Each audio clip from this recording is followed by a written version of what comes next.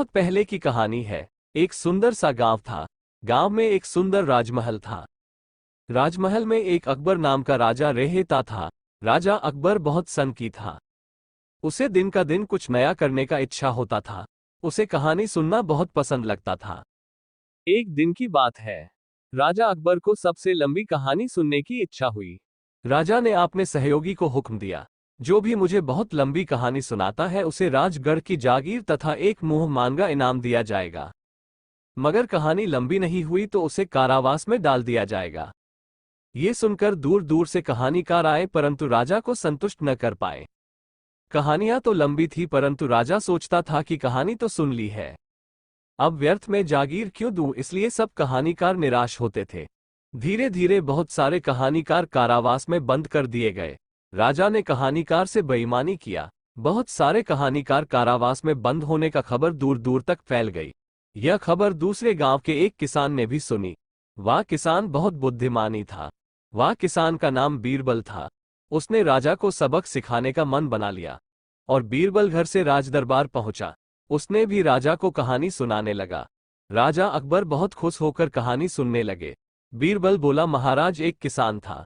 उसका बहुत बड़ा खेत था। उसने खेत में गेहूं का बीज रखा था, पर पास एक बड़े पेड़ पर बहुत सारे चिड़िया रहते थे। इसलिए जब भी किसान गेहूं का बीज बोने आता, चिड़िया बीज निकाल कर खा लेती थी। एक बार उसने सोचा कि वे खुद अपने खेत की रखवाली करेगा। चिड़िया भी कौन से हार मानने वाली थी। उन्होंने भी योजना बनाई।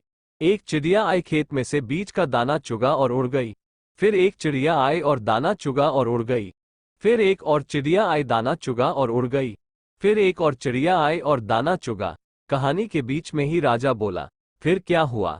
बीरबल बोला, होना क्या था महाराज, फिर एक चिड़िया आई, दाना चुगा और इतने में ही राजा अकबर बोले, अब कहानी के आगे क्या हुआ? एक चिड़िया आया और दाना चुगा। ठीक है भाई, अब आगे भी तो बताओ।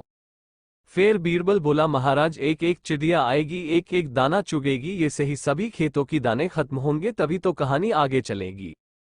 बीरबल फिर कहानी सुनाने लगा। फिर एक चिड़िया आई, दाना चुगा और उड़ गई।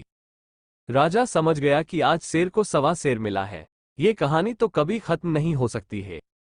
राजा ने सोचा, इसे दंड कैसे दूं? कहानी तो इसे लंबी हो जाएगी।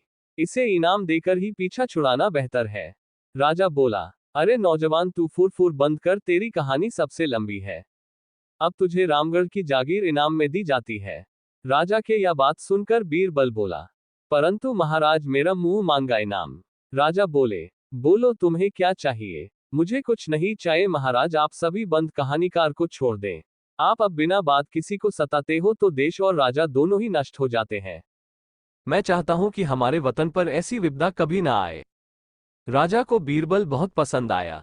राजा बोला, तुम्हारी बात ठीक है। अब सब कहानीकार को कारावास से रिहा कर दिया जाएगा।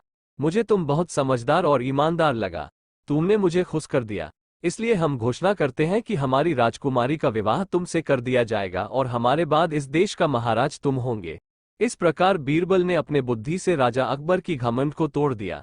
इस कहानी से हमें यह सीख मिलता है कि हम जहां भी रहे, हम किसी को दुख और तकलीफ में नहीं डालना चाहिए। आपको वीडियो पसंद आया तो वीडियो को लाइक और सब्सक्राइब कर दीजिए।